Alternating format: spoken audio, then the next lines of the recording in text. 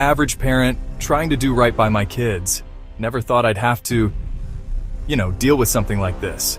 It was a regular Tuesday afternoon. The kids' toys were scattered everywhere. Then there was a knock at the door. My heart sank when I saw who it was. Hello, I'm from Child Protective Services. We've received a report and need to inspect your home. I didn't know what to do. They wanted to come in, look around, talk to my kids. My hands were shaking. I felt like I was doing something wrong even though I knew I wasn't. But then, I remembered something I'd read online about knowing your rights. I took a deep breath and said, "I'm sorry, but unless you have a warrant, I can't let you in." The CPS worker looked surprised. They weren't used to parents knowing their rights. It wasn't easy, but I stood my ground. I protected my family's privacy that day. Remember, when CPS knocks, know your rights. It can make all the difference.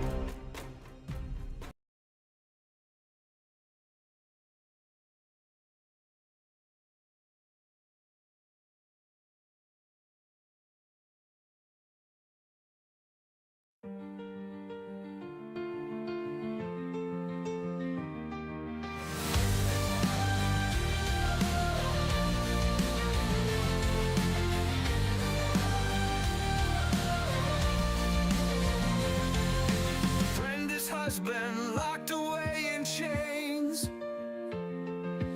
15 years of struggle and pain. Kids taken away by a faceless form. She rises up in the darkest storm. Her voice touches hearts in a broken state. Podcast waves spark their fight and fate. Brenda's strength like a blazing fire. Inspire the lost to lift their desire. Brenda's cry echoes loud and clear. A warrior's heart, no room for fear. Stand up tall, let no one bring you down. In her voice, their freedom found.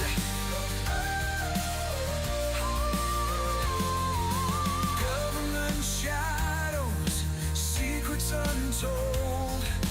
Brenda's story, fierce and bold. She helps others break their chains. Together they rise from the ashes of pain. Her husband waits behind iron bars, but Brenda knows they'll reach the stars. Oh, her love unyielding, a beacon bright in the silence of the night. Brenda's cry echoes loud and clear.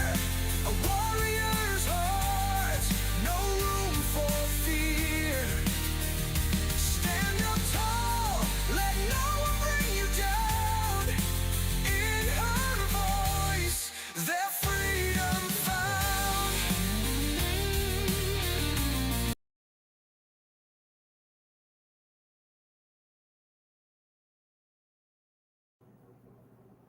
There's a holiday and it's also trafficking day. I hope all is well with y'all. There is a holiday? What holiday? What is this? Middle of June? Ain't no holiday. Holiday. Yeah, well, I would have came on earlier, y'all, but I was taking a little nap. I had been working hard for a couple of days here, and I fell asleep. Woke up to a phone call about 8:30 my time. I don't know what time it is for you there, John, but I got a quarter to 12 here. So yeah, I've been going over some stuff with my husband's case, and kind of noticing how these people were coming out in Florida. I don't know if you've seen these recent things where they're supposedly saving all these kids. These are false. Hey, wet plants. Girl, you up in the night? Yeah, I am, because I had a nap earlier. So now I'll probably be up late. Thanks for coming in. Appreciate it. Yeah, that's what I figured. Maybe catch some of you guys that are doing some late nights over there, because a lot of times it's hard to sleep, normal hours when you got so much on your mind and everything else. Um, me and Danielle, we were going back and forth on what background we were going to use for this. We've been still working on it, and Darren made a nice one, and then I never did get to use it. And then I came up with the AI one with the superhero type thing, and that's what I think it's going to take is us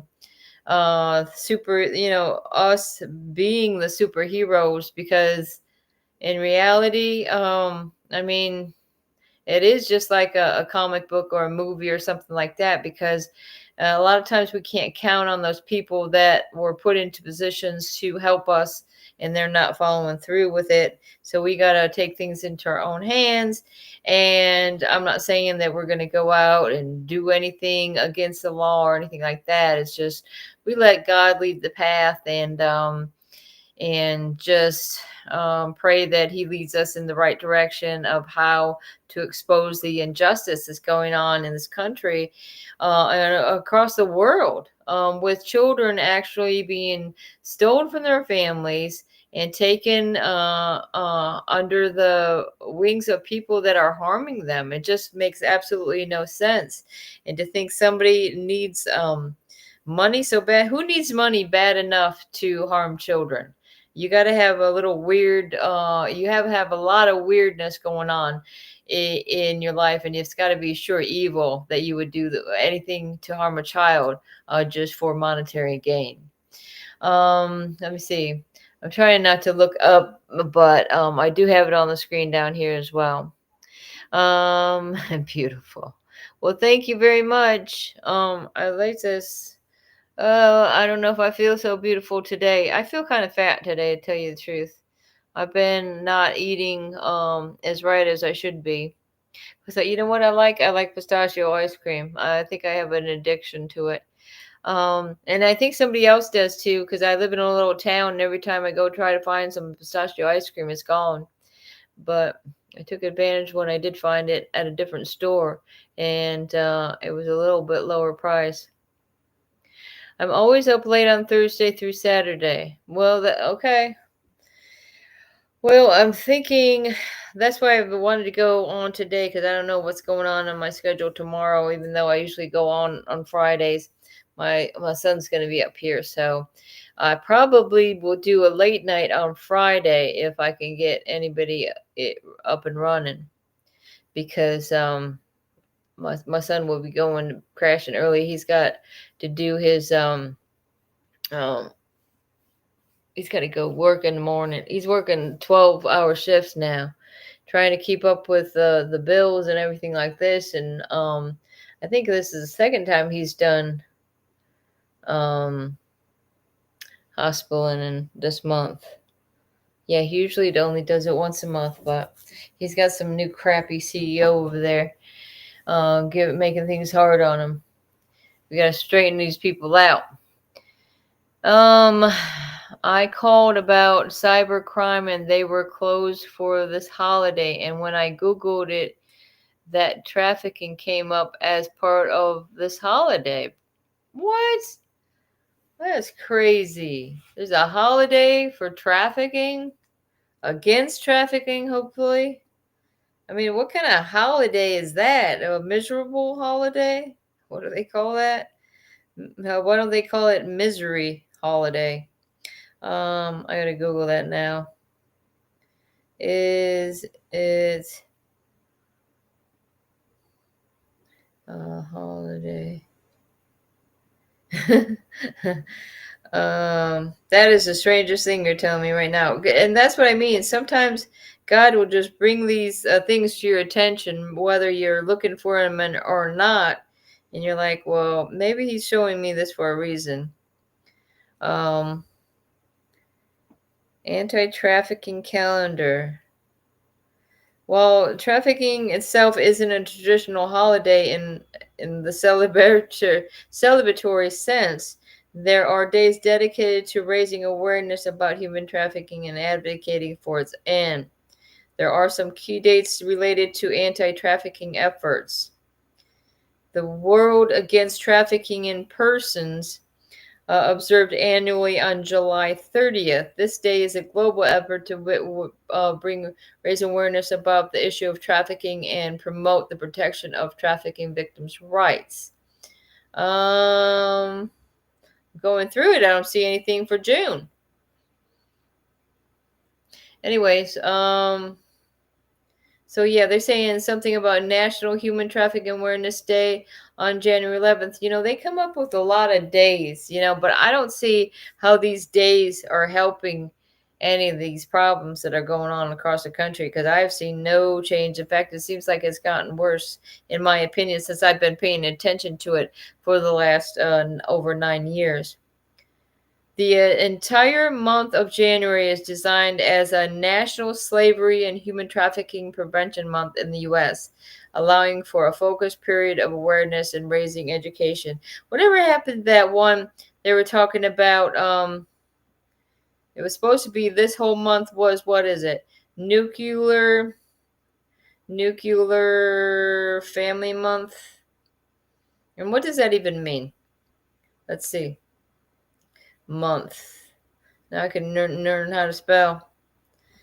Ow. I think I should have changed chairs, you guys. This is going, let me see. June is recognized as Nuclear Family Month in some regions, such as Tennessee, to honor and strengthen the traditional family structure. Well, Tennessee, that's pretty ironic, because they got a lot of stuff going on with stealing children and trafficking children over there. Isn't that coincidental?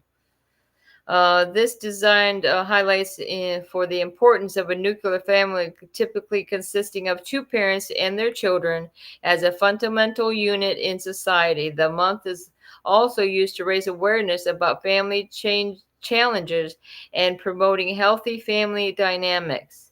Well, why don't they get a hold of us, the people that had our nuclear families destroyed? What about that? You know what, guys? I'm going to change out chairs, because this chair is about to bust my butt. Putting it nicely. Here we go. I got another chair here. Gonna move that one out of the way. I'm coming, guys. Oh Lord. Oh Lord. And it seems like it's getting hot in here. And so how about that heat with you guys? That's what did anybody hear that what was that one guy? Oh my god, I can't even think of his name, but he had that one song. I'm an asshole. ASSHOLE. And then they talk about asshole is somebody that drives really slow in the ultra fast lane while people behind you are going insane. And what was the other one? And then the hottest day of summer, somebody's going around saying, how about that heat? Am I right? It's like, come on. Bringing awareness. We're living it. This is a sure living in the tundra of the heat wave now. Okay. Hello. Oh, so you called about the cybercrime and they were closed for this holiday. Huh. Cybercrime. I'm gonna look more into that, because that's interesting to me. God eaters need that money to corrupt the innocent children. You're telling me. It's the 26th. Yeah, it's till the 26th for 5 minutes for me. My grandson has a very nice red mark, and it was my grandson's class picture in foster care. God dang. That sucks. I'm so sorry about that, Debbie. Same here. Things seem to get worse too. Yep. Things are getting worse, not better. So what was kind of stuff I was getting into? I got paperwork all over the place, guys. Let's see what I got here. Sometimes I got to pull out, because I got too many darn notebooks, and then I have to go back and wonder, well, what notebook did I put that in? So sometimes I have like important notebooks that throughout the years. Now, what is that? I got this one here. This was an old one. this is where I keep track. This is after the kids were taken, and it doesn't have a cover on it anymore. But so it's a calendar as well, and I'd keep track right along with this as where my court dates were and when we went to see the kids. Kept track of all that. I don't know what somebody named. Yep, and a lot of it's empty because I just got tired of keeping track of it. Yeah, and then it goes through. This was like, well, right around 2017. That was a year into the case already. So what is this? One note that I got in here is a good way to keep bugs away: mint, sage, and lemon balm. Yeah, I got some good mint growing over here right by my gate here that I planted, and usually I've had trouble growing anything in that particular spot, but it's doing really well. You need some of that. You need some of that bug away stuff. I know you do. I mean, these gnats and the mosquitoes are starting to get bad. It's because we had this wet weather and we got hot weather, and it's just a breeding ground for these damn mosquitoes. So yeah, I also have I have the cell phone number, I think, or maybe his house number of oh my god, there said she was gonna do it. There she is. There she I is. was just checking in real quick since I'm cooking. So, what's up, everybody? How y'all doing? Good What to is see she y'all. doing tonight cooking? What do you got? Spaghetti, my favorite. Oh, I'm craving spaghetti. I haven't had spaghetti in a long time, and sometimes I do that too. Or how I about wanted some spaghetti, so that's what. So I said, you know what? I'm gonna cook some spaghetti. So I'm gonna go check it. But I was checking in with you. You good? And I'll be Yeah. back, y'all. I'll Okay. be right back. All right. Okay. All right. You got Bye. some Parmesan cheese for that or what? No, I do. I you do. suck. You I don't suck. have spaghetti though. I got the meat. I got the spaghetti sauce, and I got the noodles. I'm Did just you missing make the the cheese. sauce yourself? Did you make the Yeah. sauce? Yep. I like Yep. the sauce. How about Oh, you? look, I'm a sucker for Italian food. I love spaghetti now. You would Me think I was going to come out of spaghetti noodle. I Oh, love spaghetti. I love spaghetti too, but I stopped Hmm. eating because Oh, that sounds good. bad You for hear you. Wet Plant? She's smoking chicken tomorrow. Ooh. Look, that sounds good. I'll be Oh, right back. Okay? I'll be you right back. know what? I got one of those chickens at Walmart, those pre-cooked ones, and if you wait till later in the day, they mark them down to like $2. I mean, how do you get a chicken? Like, you can't even get a whole raw chicken for that price, but you're getting a whole chicken already cooked and flavored and everything, and you're only paying $2 if you wait till the end of the night, but they know they're not going to sell it and they mark that price down. And then you could take it. Yeah, I make soup out of it. Make some chicken salad, whatever. I mean, oh man, are you cooking a whole chicken or you got chicken pieces? That's adventurous to cook a whole chicken because Chris liked to do something like that. He'll put it through the spindle and spin it around. That man loves to cook out. Love to cook out. We always used to cook over wood, but over here, as far as like finding wood or branches that would be good for cooking food, nah, no, it's not working out. Sorry about my hair, guys. What are you gonna do? I got to feed the babies before it goes on sale, sadly. Oh, yeah, right. Yeah, exactly. Man. Yeah, well, now since we don't have good wood to cook over, I had gotten some charcoal. I mean, I really like it over wood, and like the right kind of wood. I find that when we lived north of here, we had the mulberry trees and those branches. Oh my God, that was good to like cook your meat over some mulberry sticks. That was very good. And I like to throw some sprigs of like rosemary in there when I'm cooking it or whatever. Um, I always have rosemary on hand. In fact, half of my bush, I can tell you, I have a bush planted out front of rosemary. Half of it was dead. Why? Because there was wasp living in there. They're sucking the life out of my rosemary. So I just cut a whole bunch off. Guess what? Now I have dried rosemary. I could just, throw it in some bottles and it's already ready to go. Oh yeah, that's the best part. You might as well just do the breast. I mean, that's all I'd like to eat. Like I say, even with those whole chickens, I like to. Ooh-wee, I like me some white meat. That's for sure. But yeah. So what is this? Something I have down about the First Amendment. Congress shall make no law respecting and establishment of religion, prohibiting a free exercise thereof, or abridging the freedom of speech or the press, right of the people to assemble and to petition the government for the redress of grievances. Okay, so this is like I say, this is the First Amendment, and this is what I don't understand is how easily these courts can violate your First Amendment rights, your Second Amendment rights, your 14th Amendment rights, and they're violating every dang right we have, and nobody's made such a fuss about it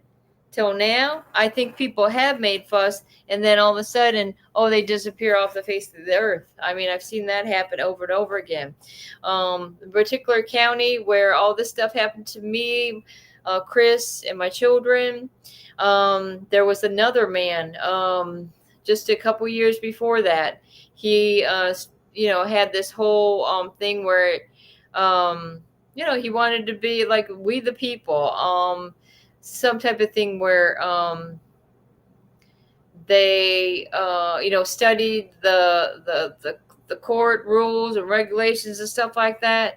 I'm telling you, they ended up throwing this guy in prison from Dixie County. He was a veteran. He was older than Chris is. Wanted to speak, about our rights, our constitutional rights and stuff like that. He stood up in a courtroom where it was called to court, the judge, even though there was like 3 to 4 witnesses. His name was Terry Trussell. You can check it out, Dixie County, Florida. There was witnesses that he was there present in the courtroom, and the judge there told him, I'm going to arrest you for attempt or what do they call it? Contempt of court for not being here today. So that's what the kind of court that we've have dealt with throughout all these years when we tried to, just move out of the state, even though I had no idea where my children might have ended up. I had provided them with our numbers and hoping one day that they would have the ability to get to a phone and use them. But nobody knows what, where, or when. There's people that know. People like Jason Katz, he knows where my kids are. That's why he wants to act a fool and keep, bullying and harassing us every step of the way, so that we go out of our mind and that we don't continue on our quest to save the children. And I won't back down. It's just like that song, that Tom Petty song. I won't back down. I think it's a Canadian holiday here. Oh, yeah, that could be. Well, like I said, probably what I was looking up is just the United States stuff. I didn't even think about that as deciphering between the two. Dark meat makes me tired. Turkey will make you tired no matter what kind of meat it is. Boy, and you throw some sage in your turkey gravy, oh my God, you might as well say good night. Good night. I like to make some sage stuffing. Oh, man. I love me some turkey once in a while. We used to have it, I don't know how many times a year. I'd say we'd have it 8 times a year. Loving that turkey. I mean, it's good meat for you if you are a meat eater. I'm trying not to eat so much meat. I'm trying to stay. I can eat beans. I can get my protein in other ways. Sometimes, sometimes I get sick of the meat. And though, you know what? Since my son's going to be here tomorrow, I did get some. I got some steak. I seen some steak on sale over here, Super One. So that'll be a surprise for him. We'll have some steaks tomorrow night. Even though, probably paid way too much. But what I was thinking on deciding whether or not to get these steaks. I'm like, if I went to a restaurant and had them cook my food for me, I'm going to be paying the same price as I can buy for these steaks, and I'll be ahead of the game, because once in a while it's nice to have a nice steak. Ay, ay, ay. Well, so what else did we want to get into? But I was talking about, looking through at some of my own stuff, and this Judge William Slaughter, he was the judge on our TPR trial only, that's termination of parental rights, and he had no idea what was going on. He was a retired judge. They brought him in, and I have his telephone number still, and I think they're still good. And even after my rights were terminated, this judge was, he's completely honest with me, and I got to give it to him. He was straightforward, okay, because he let me know that the reason that he called for the termination of my rights was because he had to go with what was in front of him. And these attorneys that were court appointed to us, I mean, they weren't giving them the stuff that they should have been giving them, they didn't. And how are you going to throw somebody into a case like this that's been going on for a year and a half and has no idea? And it seems like the only person running the show is the Department of Children and Families. And then you have your court-appointed attorney in a courtroom whispering in your ear saying the judge isn't going to buy what that DCF attorney is saying. Well, it seems like they were buying it, because look where we ended up. Absolutely nowhere. But yeah, that was William Slaughter, and he's in Live Oak. But to me, he's probably another victim of these crimes that have been going on in the Third Circuit in Dixie County. So yeah, the other problem I have is with this guy that wants to, be somehow putting his nose into my business. How many years after my case is over? He's not even a CPS worker anymore. As far as I understand it, this Jason Katz, he used to be child protective investigator, okay, and then he started working for this Partnership for Strong Family, okay. So DCF, okay, it's the same damn thing.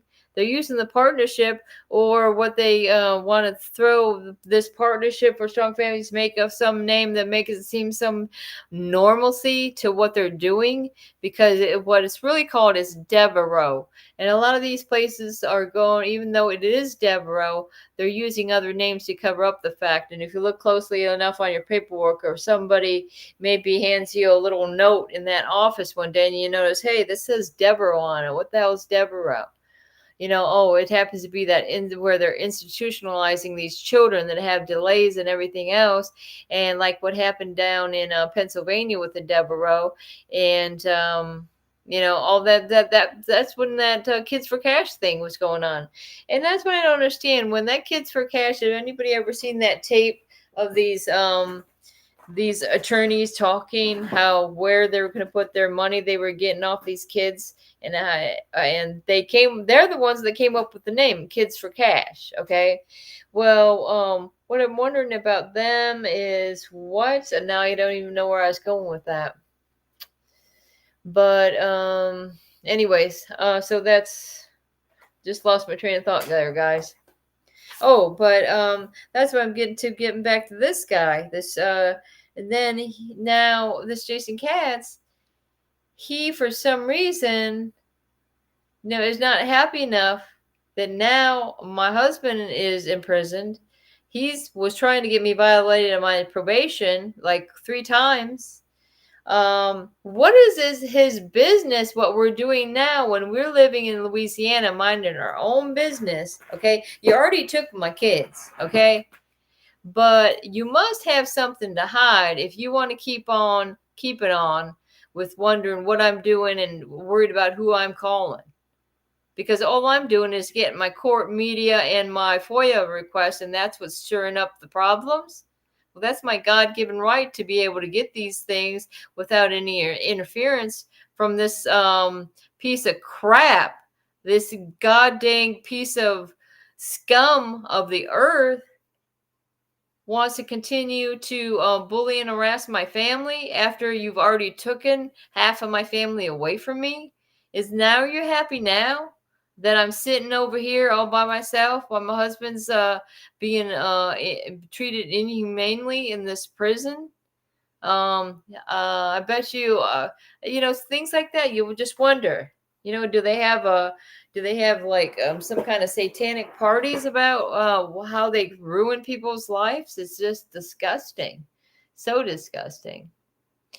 Well, what else, guys? We got anything else going on? I'm probably putting everybody to sleep over there. Is what's happening.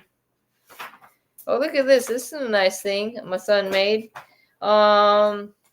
This is Dr. Science-Based Holistic Mood Management. It has some breathing exercise, walking 30 to 60 minutes daily outside. Sun and plants help decrease stress hormones. Like he says, going out there, getting some sun, messing around with your plants outside. Distress with stretching or yoga for 15 minutes daily. 1 to 2 minutes per session. Exercise movement helps to decrease stress and hormones that build up in the body. Tense up relax exercises for 5 to 10 minutes. You tense up your muscles for 5 seconds and then release and repeat. Recommended to find a therapist that practices in CBT, which is cognitive behavioral therapy or self-learned CBT method. So this is something my son made, and it's like, look at it, it shows the little exercises and stuff. And these are different things you can do to keep keep active. That's what they keep saying. Yoga poses that melt away stress is what it says. Also consider an online therapy, something called BetterHelp app by Dr. David Burns, science-supported method to treat anxiety and depression. So it helps you feel good. And who doesn't want to feel good these days? Come on. What, Danielle popped in and out? Did she eat her spaghetti yet? She letting it cool off? I got your Parmesan cheese right over here.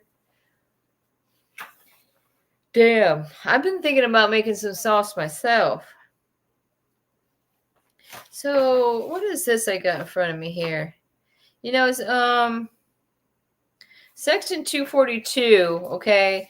It's 18 U.S.C. 242 is applied, and 241 applied as a matter of law. It was adopted as a codification of prior law in the 1874 during the period of Reconstruction in the aftermath of the Civil War. It criminalizes without further definition, willful deprivations of any rights protected by the Constitution, committed by any other person under the color of law. United States versus Lenar, 1996, and in 1945, in 325 U.S. 91, the Supreme Court in the United States versus Whitberger, 18 U.S. 76, 93 through 94, 1820, the court held no matter how outrageous a defendant's conduct may be, he has to be charged with the appropriate offense created by federal law. Court may not create or extend criminal law by using a common law process of interpretation. I like cheddar. You like cheddar on your spaghetti. But are you melting that on there and isn't it getting stringy? Because that's what I find when I use cheddar and have it melt on, all I can know if I give it to my son, he's going to have that cheese all strings all in his beard. But I do like, oh my gosh, I love, how about a grilled cheese, man? Yeah, oh my God, it's been a minute since I had some grilled cheese. You know, when they threw me in prison and I ended up having to work in like slave labor in the kitchen up over there.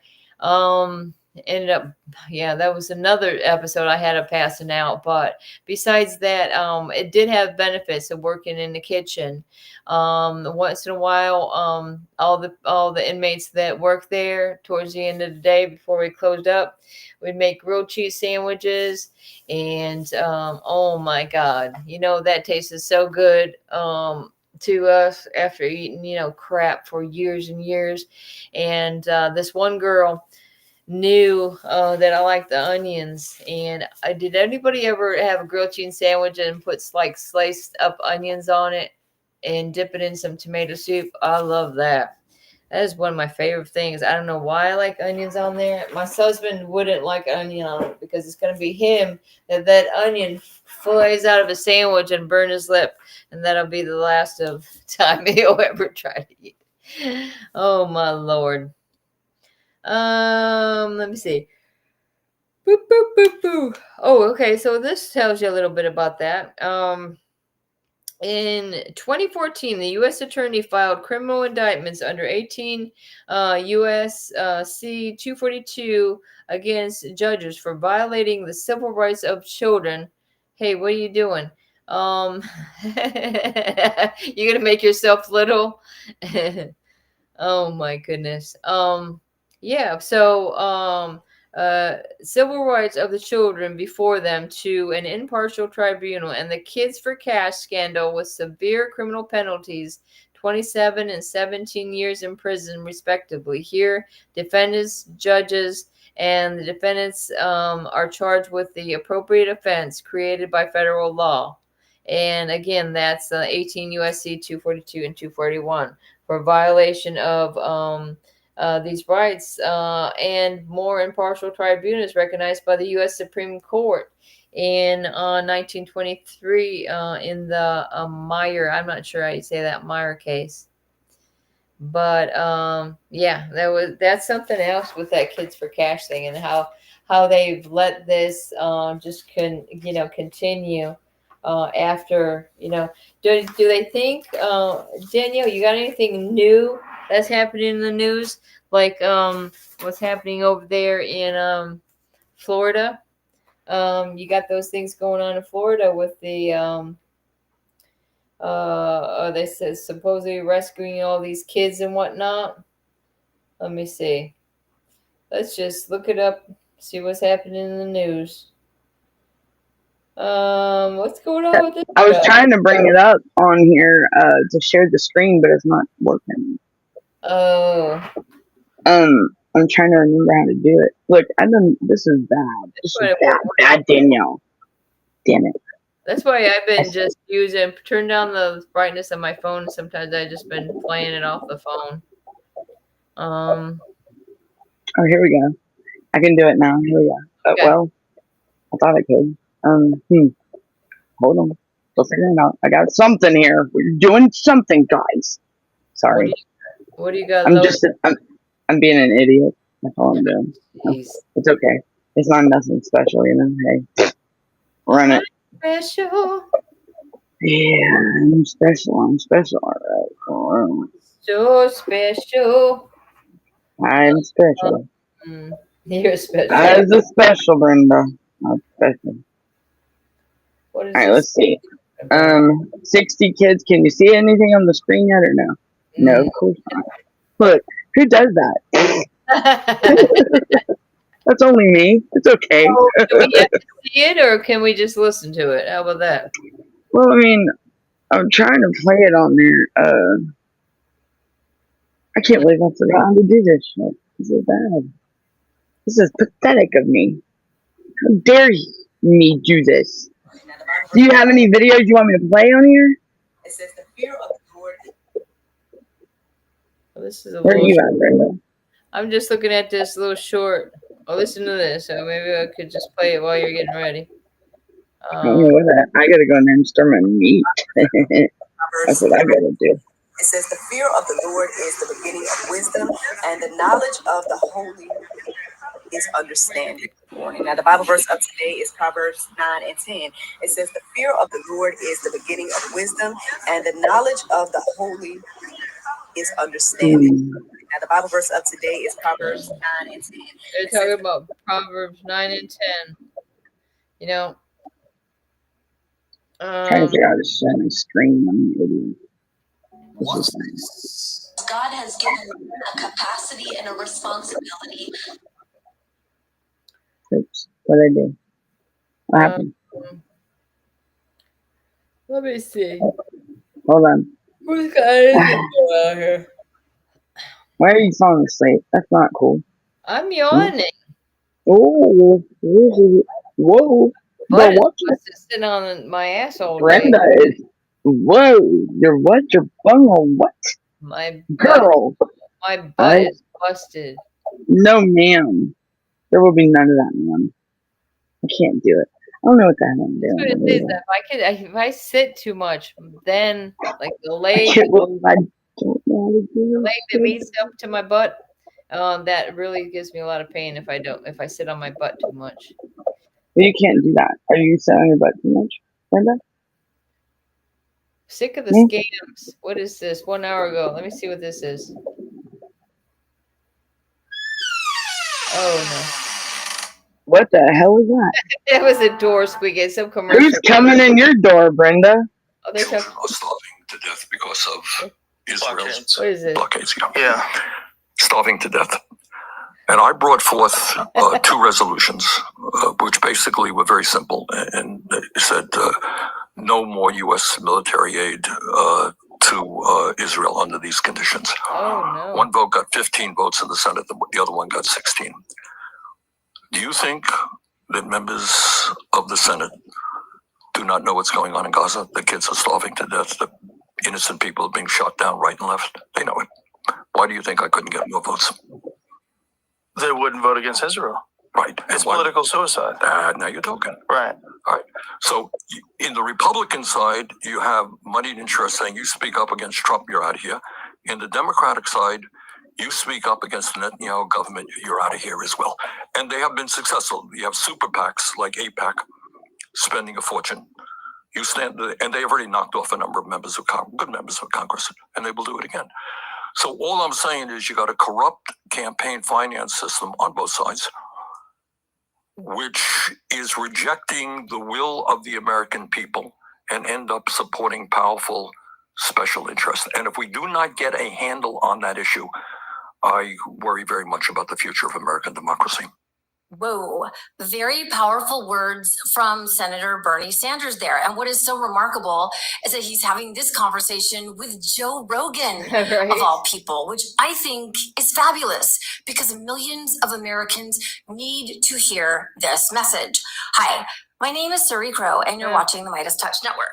I don't know Most what Americans have no idea just how powerful that love was is. weird. I did see that the other day, how Joe Rogan was doing an interview with them. That was surprising. Fed up Americans strike back at Trump billionaire gifts. What is this? What's in the news today, guys? I haven't even been keeping up with this stuff because I got so much going on.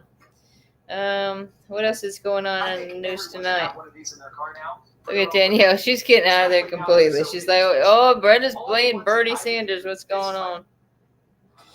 Tonight in New York City, Philadelphia, Washington, D.C., this severe thunderstorm watch as we come on right now. What about that thunder chaser? As the heat moves out, Lee Goldberg is here.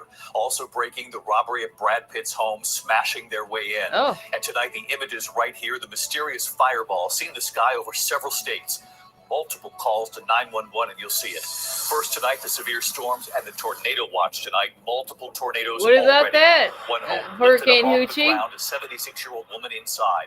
She survived this. Nearby homes destroyed. Oh, that's and in the pretty good Northeast, footage. this severe thunderstorm watch. Lee Goldberg has the full forecast. Just in tonight, the break-in at the L.A. home of actor Brad Pitt. Good Lord. Scaling a wall, smashing their way in. What was done inside?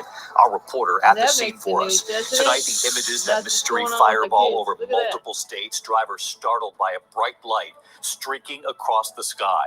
Some reported shaking and hearing a boom. Was it a meteor? Was it space junk? A piece of it came crashing through someone's roof, cracking the floor inside their home. Tonight, Iran's supreme leader saying the White House exaggerated the damage done at Iran's nuclear sites. Tonight, the Pentagon with new findings here and revealing they'd been studying this plan of a possible strike on Iran for 15 years, saying What's going on? bombs exploded exactly as planned. So did you hear about this boom? Because that's kind of funny. Because my neighbor texted me today. Did you hear that boom earlier? And I'm like, I didn't know what she was talking about. I wonder where that happened at, because I didn't. Where was the boom? Where was the boom? And who's doing the boom? Boom, boom, boom. Boom, boom, boom. That was over here. That was a meteorite, like running, like flying, and yeah, it did that from the sky. Yeah, they said it was a That's what it meteorite. looked like to me. It looked like a meteorite, but one hell of a Yeah, they said it was. That's one hell of a meteorite. You know what I'm saying? I don't know what the hell I'm doing. I give up. Not really. I will never back down. You can't make me.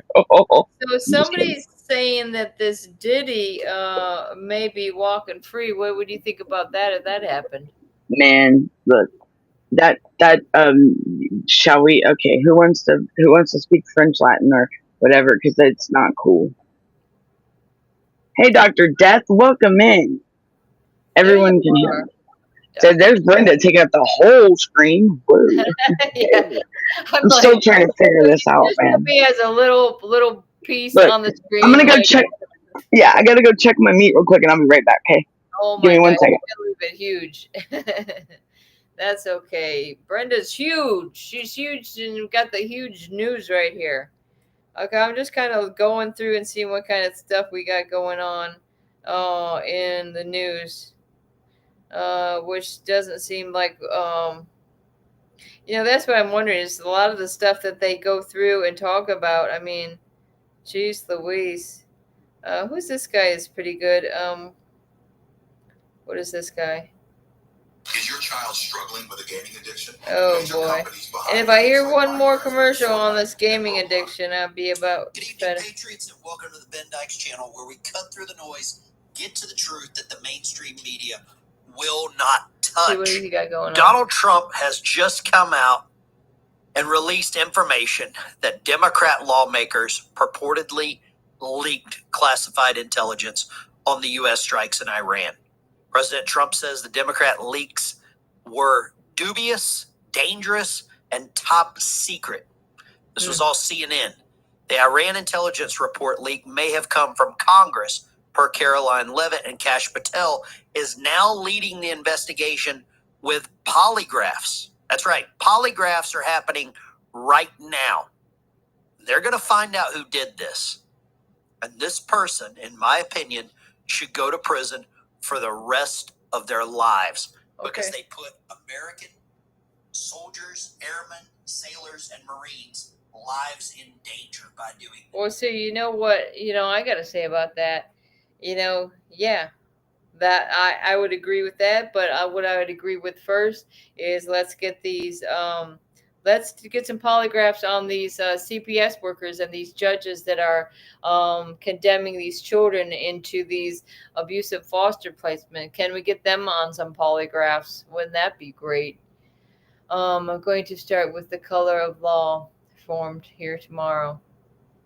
Well, color of law. Oh, all right. Well, like I said before you got here, I was talking a little bit about the color of law. Let me see. That's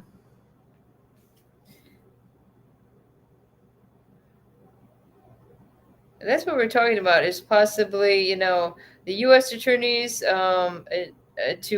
it would be great if we could just get these U.S. attorneys to indict these numerous judges and court-appointed lawyers in all of these states across the country, especially, we did extensive research on Florida, Georgia, Tennessee, Texas, extensive research in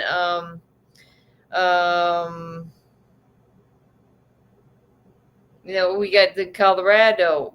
Pretty much we're gathering parents all over this United States and beyond to say, hey, like again, it's just like it's like a freaking movie. We're mad as hell. We're not going to take it anymore, and we're going to take it with our pens because the pen is truly mightier than the sword.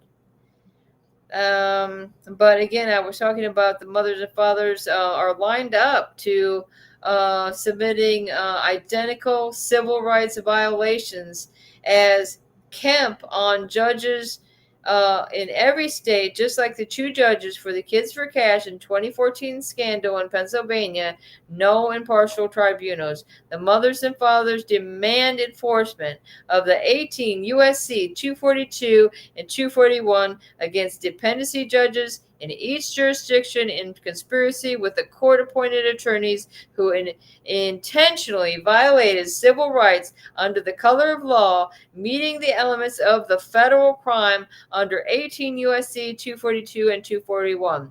The kidnapping under the color of law will not end, and due process will not be protected until guilty judges and lawyers are arrested and behind bars.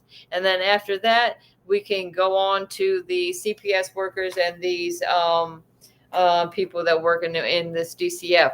And don't forget about those Department of Children and Families attorneys that are standing up in the court with their bull crap coming out of their mouth, okay? Because they're perjuring themselves in a court of law.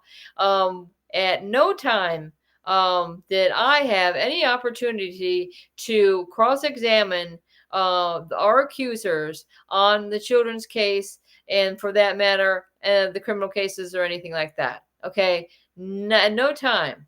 And every time you step into that courtroom on these dependency cases, you should be able to, you have a right to know your accusers and to cross-examine them. Am I right? Yeah, you know what? Holy Toledo. I can hear myself on both. I got both of them going. It sounds but due process and equal protection. Think about it. They're violating families' constitutional rights left and right. They've been doing it since the beginning of time. Right. I mean, think about Georgia here being under that improvement plan that HHS set on them. Hey, Dr. Death. And that HHS put on them back in 2017. Right? Mm-hmm. And they failed, but that they weren't talking about it. But John Ossoff did that investigation. They're still violating due process, permanency and family preservation, child safety, equal protection, the 14th Amendment. I mean, it's still ongoing issues. Right. Are we ever going to fix it? I mean, we all got to come together as one. That's so, yeah, and it's a thing. Are we ever going to be able to come together as one? Because there's proof beyond a reasonable doubt that the American child welfare system is a secret $40 billion nationwide kidnapping operation defined in federal law as unauthorized confinement, okay, led by thousands of dependency judges and court-appointed lawyers. The unauthorized confinement in foster care ordered by judges without impartial tribunals in violations of the 5th and 14th Amendments over 40 years to qualify states to collect Title 4E foster care funds, a staggering $30 billion each year for foster care. 400,000 children kidnapped by dependency judges in conspiracy and with these court-appointed attorneys. What do you guys think about that? I mean, that's really some high numbers when it's coming to these crimes that are going on with the children. The number of children, kidnapped children as defined as judge ordered unauthorized confinement in the foster care since 1990 exceeds 12 million. The price tag for state foster care, 12 million children kidnapped by the state, exceeds a whopping 1.7 trillion and growing. The vast majority of state kidnapped children are SA brutally beaten 10 times more than non-kidnapped children, creating fodder and for prisons and prostitution paid for by Title 4E, and a whopping 30 billion each year, and probably more. Hold on. Ugh. Whoops. So, let me get this thing on Bluetooth. I'm gonna just get out of this one. So Danielle likes to eat spaghetti in the middle of the night. Spaghetti. Are you still there? Middle of the night. Yeah, we're here. We are here. Hold on. How long?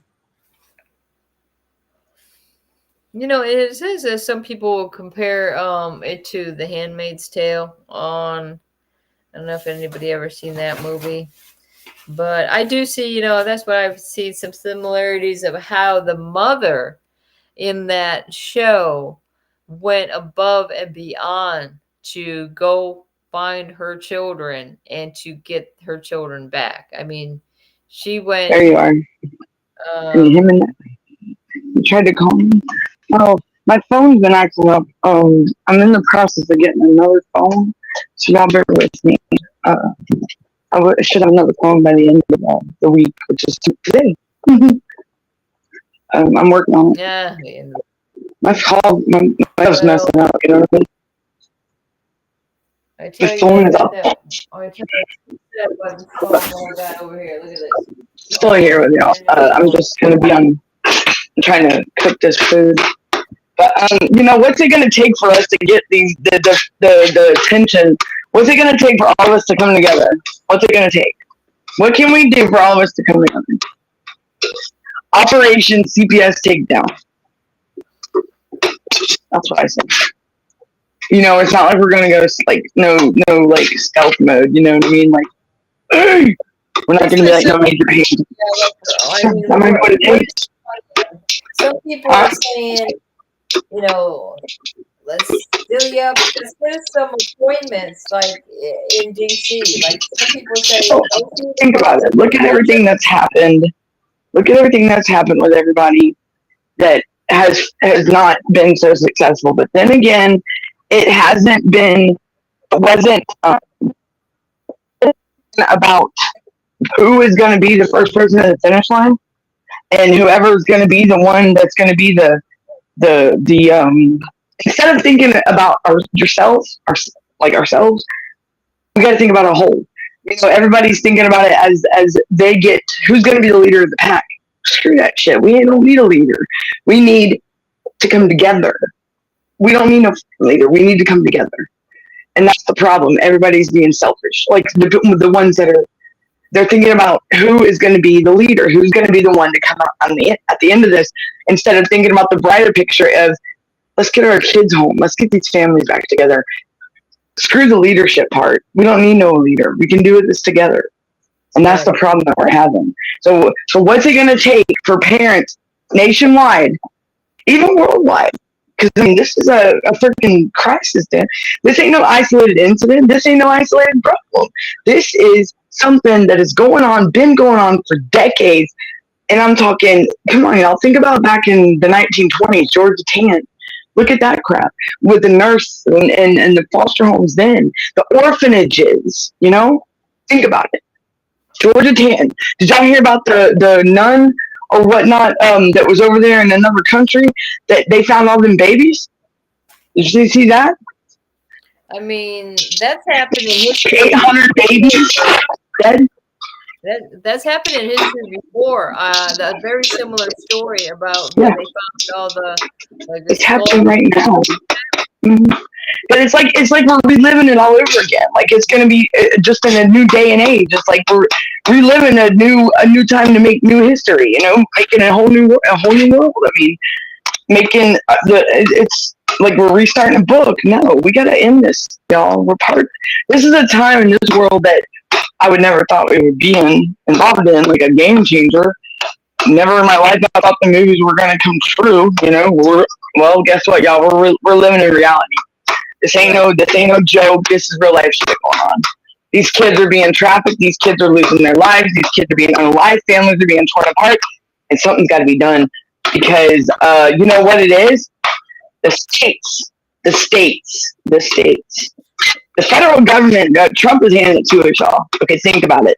We got to call the states out, and it's going to be us that does it. Because think about it. Biden just signed that new thing for Title 4B. Back in January, and nobody's talking about it. Nobody. You know what I'm saying? Remember that, Brenda? We were talking about that a while back. Well, in that order, and that's the federal law, and it's in effect. Well, in that, poverty is not supposed to be a reason to say, well, why aren't they still doing it?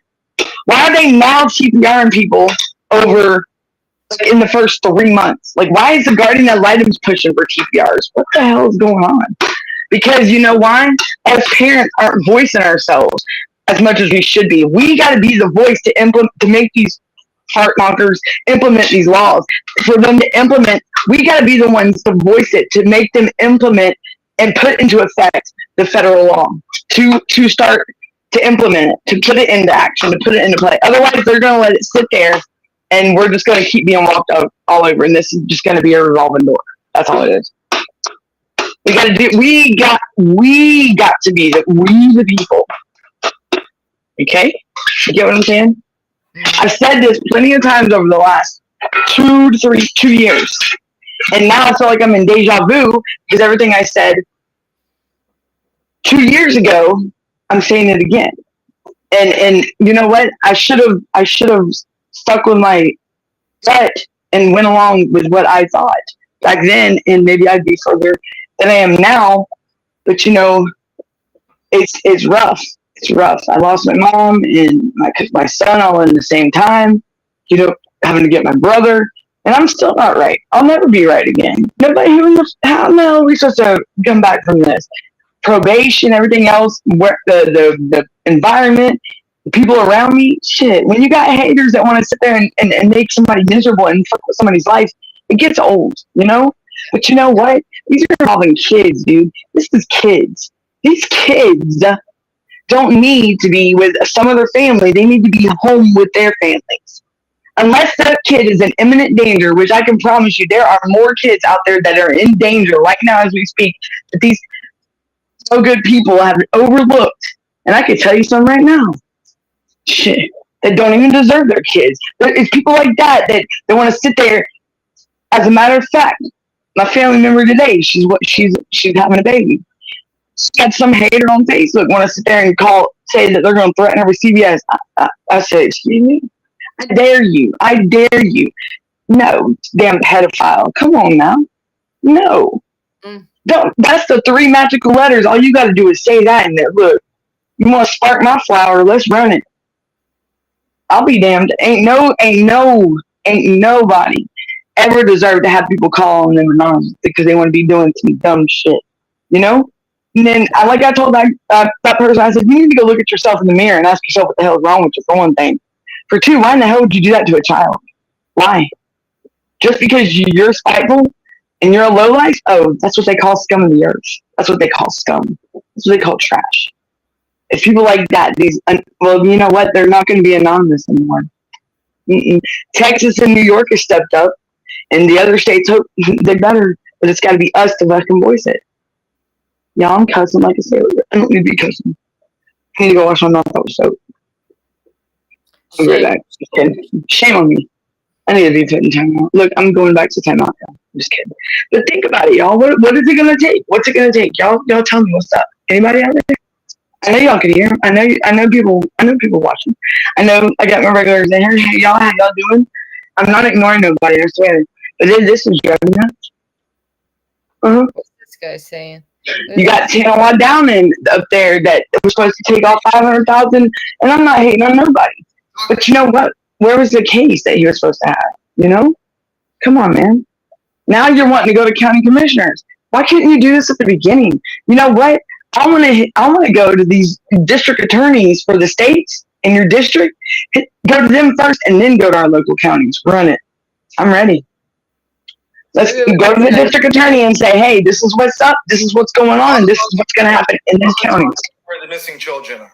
Talk about politics, I'm going to ask where the missing children are. Ask me about religion, I'm going to ask you where the missing children are. Ask me about anything, and I'm going to ask you, where are the missing children? The 460,000 children that go missing, 10 to 20% of which are never found, 40 to 80,000 missing children that are never recovered in America, doesn't sit right with me. Take into consideration all of the other countries and all the other numbers that I presented to you overall in Europe. That's it, right? Where are the children? Right? Where's the kids? Where are? That's one thing about me. When they come to my youngins, they go. I'm like I am. I will know what they're doing at all times, whether they know it or not, because I'll be damned. And that's one promise that I asked my family for help back over a decade ago, and they stepped up and helped and protected my kids. And I couldn't ask for a more of a better thing to keep my kids out of the state's hands until my mother passed away.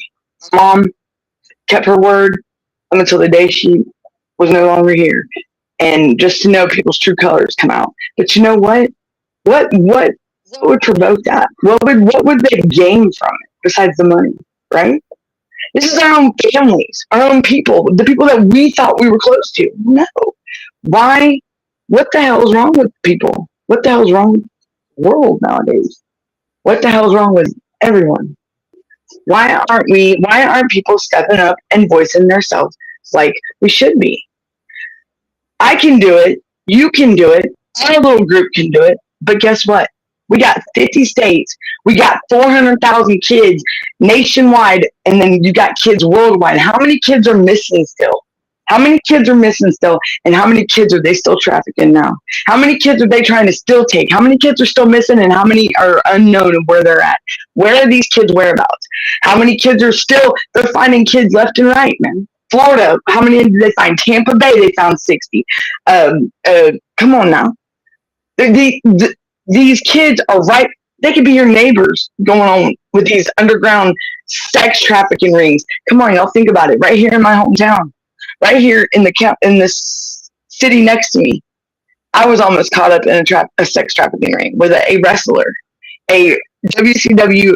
He got fired and named Hardbody Harrison, and kind of find out this guy is in prison now for life for running a sex trafficking ring, and I never knew it. Thank God my mother was so protective as she was when I was 16, 17 years old. That's true life stuff. This is true life shit. He was right, and go look him up. Hardbody Harrison, 2002 to 2007. You'll see. And the women that I looked at when I was over there doing the wrestling, I was still in high school. He was running a sex trafficking ring. He was running, and he got in trouble for trafficking. And they talk about the young victim. Well, guess what? I was the youngest victim. But thank Lord my mother stood her ground. I may have been pissed off at her, but you know what? I thank her for it now. Because where would I be? If my mom signed that contract, where the hell would I be? I'd be gone somewhere and laid. There ain't no fucking telling. This guy was beating these women, and he was holding them hostage, and you would have never known that. He used to be a wrestler for WCW. He used to be a professional wrestler. This was a little clip I did of what's Everybody here. Hold on. It's true life shit. It's true life stuff. This is reality. I mean, if I'm sitting here telling you stories, my brother even remembers this stuff when I was out there doing it. But I would. Just dawn on. Smaller. What, Brenda? What happened? Hold on, I'm gonna play this real quick. You got a lot of. You can get it going. And then from something or towards something. but oftentimes get into a more dangerous situation. Just because a young person ran away or just because someone How are they talking about? was at risk. At a command center, partner agencies are gathering information and working leads on the missing kids to then pass on to the officers in the field. We know that when the missing kids are at risk. Is the director of intervention for the Florida Department of Juvenile Justice. She says trafficking happens in every county and Yes, it does. Think about it. Look at my son's story. When my son got sent out of state, right there, that's trafficking. That is trafficking. It was against without my consent. It was definitely against my son's will, because, I mean, hello. And nothing. And they just totally sent him out of state for no reason. When apparently his family's here, he's never been out of state and he's never been away from family, and they're gonna send my son to a totally different environment, which could open the door for them to do whatever to my son. And guess what? They did. See, boy, Dr. Dunson's saying that he told him and his wife that he wants to come home. Yeah. See? My kids were telling the judge they wanted to go home. And then she promised him that they would, even though she didn't know when, but she says, something's got to happen. Something's got to happen quick, because these kids, they're retaliating even more, Brenda. And like I said, it's going to get worse before it gets better. It's beyond the point of mediation now. There's kids that have lost their lives, parents that have unalived themselves. For what? Just so they can gain whatever they're doing. I mean, bragging about their Gucci purses and their vacations. I mean, it's sick. What do they gain by getting off over kids? I just want to know. That's sick. They get to sit at home with their kids for dinner. They get to spend their birthdays with their kids, their families. Why in the hell can anybody else? That's what, and that's the problem. Dr. Dutt says we need to going to the media about this stuff. But the thing is that we have been going to the media. I got the media. Maybe you, yeah. The new lady that did my story about my son, she's OG and she's ready. See, and that's what I think it takes a lot of times is these local news. Sylvia Beachy's another one. With Rescue the Fosters. July 2nd, I'll be on her show. And I'm telling you right now, I think Georgia's about to be lit up. Because I know as parents, we're fed up with it. The due process, I mean, come on. We don't even have a chance to freaking defend our children in court. We don't even have that. That's due process. 14th Amendment. Hello, everybody's got rights. You got rights. You ain't TPR. You have, and you got a First Amendment. That's your God-given rights. Your freedoms. Hello. That's one right they can't take away as being a parent. Is parenting your child. That is a God-given right, and they cannot take that from you. And the thing is, when is everybody going to step up? When is everybody going to step up and shout out? Because that's all we're waiting for. Right, Brenda? Yeah, I'll be here. I just got it. So y'all hear me, everybody? I'm looking at the comments. I'm trying to cook this. I hear y'all. I see y'all. It needs to start going out to social media. That's why this platform's here, so we can get this out. People want to share their stories and everything. But my thing is it's coming to a boil, y'all. It's coming to a head. Something's about to happen, and I can feel it. And I don't know what. I can't say what or when or what, how it was going to be good or bad. I just know something is. I have a feeling. I want to say I hope it's really good. You know how these people are. Yeah, and it seems like more than just you is thinking the same thing. It's like we feel people should get off their high horses and act and stop wanting to be the leader of the pack, and we all gotta do it together. It's just that's what the answer is. That's what we gotta do. We got to come together as one at one time, one day, at the same time. Call these and nationwide, even worldwide. Right. Is it going to be able to be? Is it possible? Go, Athena, go, baby, go. I'll feed you that. Go. You done ate. Oh, let me get some water. Oh, poor doggy. That's the thing. I mean, y'all think it's ever going to be possible? Right. Because I ain't scared of the haters. That's something I ain't scared of, the haters. I don't give a crap about the haters. They're my motivators. And how many of them tried to stop me for the last 2, 3, 10 years? Okay, bring it. Anybody else? Line up. Join the show. You know what I'm saying? Right. Right. The thing is, if you want to step in the way of someone bringing the fight for children, you messed up. You messed up full anyway. You're wrong for what you do. And you know what? Days, because evil people, it's not going to last forever. You know? I was always told God don't like ugly. That's true.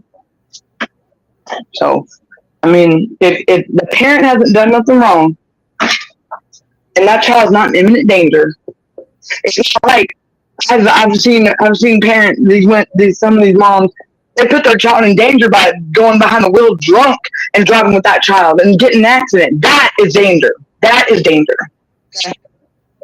But not just one time. I'm talking about 4 or 5 times, 3 or 4 times. That is danger. When you put not only the other people in the streets, but you put your own child at risk, that's danger. That right there is a no-no. That's uncalled for. But yet they still run their kids, you know. But yet you got us over here like Dr. Death and them. They say the excuse for what they're doing this to you, Dr. Death. What was it again? It's petty. It's stupid. It's not. It's a family that would love to have their children that's not trying, that is working, and a family that was maybe struggling, living paycheck to paycheck. Look, I'm not afraid. Yeah, hell yeah, I was. But you know what? We were living comfortably, we were happy, and we were fine. But I went to prison, and I'm not afraid to say that to anybody. But you know what? I had to think about my kids' safety, security, and make sure they stayed out of the state's hands. And I thank my family every day for stepping up, you know? Because where would my kids be? I had to think longevity, though. Where would my kids be? Where would my kids be? And when I got out, and 6 months later, I went back up in jail, you know? They'd be in CPS care, right? So I had to think of long term. My probation sentence was over a decade, okay? So that's a long time. So my kids up until they were 18, but I always had my rights and I was always in their life. And that's where, you know, I had to think about my children. I couldn't be selfish, and I couldn't think about myself and what I wanted. I had to think about what they deserved and what they needed and what they damn well deserved to have. But a safe and stable life, something I couldn't provide at the time, and I was going to prison for a while, you know? I mean, you can't, I would think that would be the good thing to do for a child, right? Their safety, security, and stability. Mm-hmm. It ain't right for a kid for me to get out of prison and go pick up my children and say, hey, come on, let's go, and drag them around with me while I'm trying to build my foundation again. That's wrong. That's selfish of me. That is cruel, you know? You can't do that to a child. I mean, and then they want to sit here and dock you for it. You know what I mean? I'm just ranting, y'all. Y'all tell me to shut up. Y'all sound embarrassed. I don't know what you guys say. Y'all send the federal courts to define what is neglect. Neglect. They did in the new thing. I believe so, didn't they, Brenda? They did in the new thing. That new bill with that Biden signed. I could have swore they did. Hold on, I'm making a mess. Hold on. Jeez Louise. I'm throwing the pots and pans around. Sorry, Ma. I just wondered if you heard about this, Danielle. Listen to this. 145 people. What the hell's going on over there? I'm filling the swimming pool now. I'm ready to go swimming at 3 or 4 o'clock in the morning. Might as well, shut up. Listen to this, Danielle. 145 people reportedly were pricked in a syringe attack at a music festival. No, are you serious? Athena, what are you doing? That was in France. But isn't that crazy? Are you serious? Is that right? It's true. It happened 2 days ago. Son, tell me about it. No, just YouTube. So you mean to tell me that they did what? Somebody went around pricking people with a syringe. Pricking people with a syringe. At a music festival. Wow. Syringe Wow. attack. Where was that at? In France. Oh. Boy, I don't know what's pricking people, huh? So instead of poking, they were pricking. Wow. That's just asking for trouble. And what they do to the person? Because that's bad. That's like, I mean, what if they had to have like something that is spreadable? Like, you know, it can spread easily by switching out, so I don't know, bodily fluids or something. It says, did you ever hear something called Little Boy Blue, BLU? The Monsters and the Little Boy Blue, the worst Arkansas cases. So, The worst what? Arkansas. What is this about? Let me see. See if I can turn this up. About the year is one of the worst cases involving children out of but be warned, it's going to get very hard to hear the details of this real-life nightmare. Well, that's another nightmare. See, there's nightmares all over the place, no matter where you turn your head now. I guess there was a White House briefing about 12 hours ago. I don't even know what that was about. What? White House briefing. Did you hear about that? I don't know what they're talking about. What is this? The big protest? They're having a big. If you have children in your life, I want you to check out this new book titled The Big Beaver Protest. Who? The Big Beaver Protest? The Big Beaver Protest? Yeah, I don't know. That sounds like something scary. Talking about. It's the second scary. Orange Eagle series, and it's written by. I like to have a copy of the bill that Biden signed. I got you, Dr. Death. I will. It's as a matter of fact, I think it was SB1. No, it wasn't SB104. I will get it for you, Brenda. Didn't we write that down? It's strengthening. Wait, it's what was it? It was protecting children and strengthening families. But it had to do with Social Security, the 4B, the Title 4B. That's where it would, right, Brenda? It was $75 million came extra with the funding. And there was like, I got it wrote down, but I'll let Brenda finish what she's saying. And I got you. I'll get it for you. Yeah, I got you. Because Brenda, didn't we find out that is one that did not get, one of the executive orders that did not get, like, turned around by Trump when he went in office? Like, that's one that was left to be put. Okay, so yeah, and they said that was the first reform that happened in 15 years with the child welfare. I got it on my phone, the podcast that I heard it on Point is what it's called. Hold on. Hold on. Let's see. I can probably send it to you on my other phone. Let me get in here. Oh gosh. Look, I sound like I'm like having trouble over here. Like I'm walking on a walker. Hold on. And it's interesting, Dr. Death. It really is, because it totally like threw me for a loop when I found it. You know, it makes you wonder. You know. Okay, here. This is what I found. Okay, it's called the Supporting America's Children and Families Act. Yeah. Yep. And it was signed like January 4th this year, right, or something. Right. It says January 2025. President Biden signed. This is considered to be a significant reform to a child welfare system and the first major overhaul in 15 years. It reauthorizes the modern. On Point? Is that from On Point? Which one are you reading from? The On Point one? I just Googled it. That's all I did. Okay, go ahead. Sorry. But no, I mean, if you got something you want to. I'm trying to find where that podcast where I first heard it, and they were even saying that parents weren't talking about it. Nobody was talking about it, and I'm trying to find that again. It was called like hold on. It was around January 5th, wasn't it, or 4th or something, or January 20th. It's called Supporting America's Children and Families Act. I think that's what it's called. A key provisions to the Act reauthorizes and modernizes child welfare programs, increases funding, supports tribes, focuses on prevention, strengthens support for kin, addresses crisis. Here we go. Hold on. I found it. I just gotta play it. So. Support for this podcast comes from Can y'all hear it? A podcast from BU Question School of Business. What is short-termism? Is it a buzzword or something that really impacts businesses and the economy? Stick around until the end of this podcast. News, President Biden would have held a signing ceremony at the Oval Office.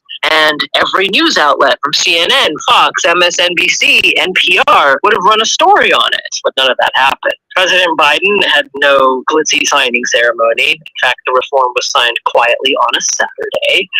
And no major news outlet ran even the slightest stories on this bill's passage. If you try Googling federal... Look, I'm going to send you this, and you can play it from your phone, right? It's my food. Let me send you this. But y'all, it's called A New Chapter in America's Child Welfare System. And this is On Point, and it's an On Point podcast. And this was January 20th, 21st, 2025, okay? But let me send this to you, Brenda. And you can play it. Let's see. How the heck? Here we go. You want me to send it on Messenger? Whatever you want. Yeah, Messenger. Try to see if you get it on Messenger first. And then I'll send it text too. Okay, I see it. Yeah, I think you can play it better than I can. Okay. Make sure let me know if you got it, and I'll shut up. But okay. it's. Why don't you shut up, Danielle? I'm going to shut up. I will. Okay, let's see. I'm going to be quiet now. Okay. Okay. Continue. Oh boy, is this going to tell me I have to go install a podcast player? I don't want to do that. Let me see. Why would it make me do that? I don't want to do that.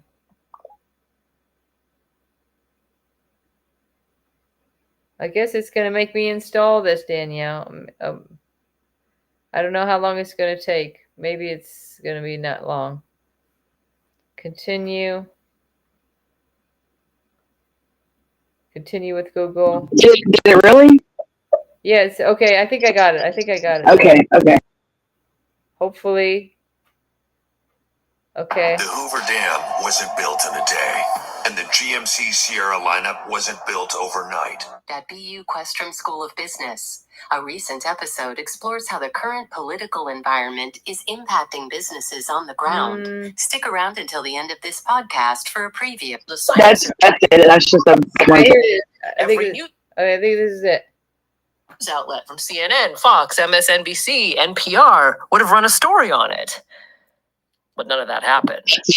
President Biden had no glitzy signing ceremony. In fact, the reform was signed quietly on a Saturday. And no major news outlet ran even the slightest stories on this bill's passage. If you try Googling federal child welfare reform bill gets signed, you really won't find a thing from almost every news outlet in this country, with a couple exceptions, which we'll talk about later.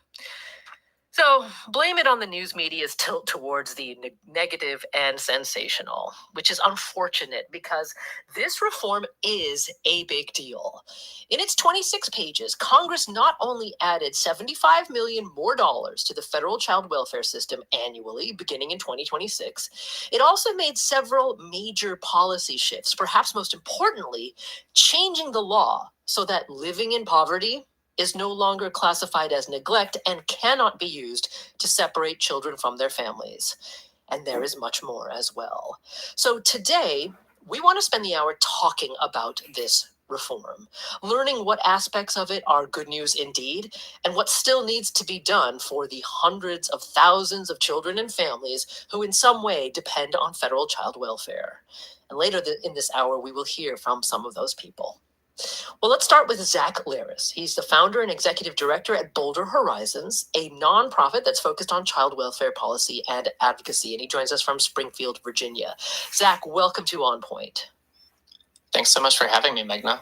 So you have described in your website, Child Welfare Wonk, that this is a huge bipartisan victory for children and families. It's the enactment of the Protecting America's Children by Strengthening Families Act.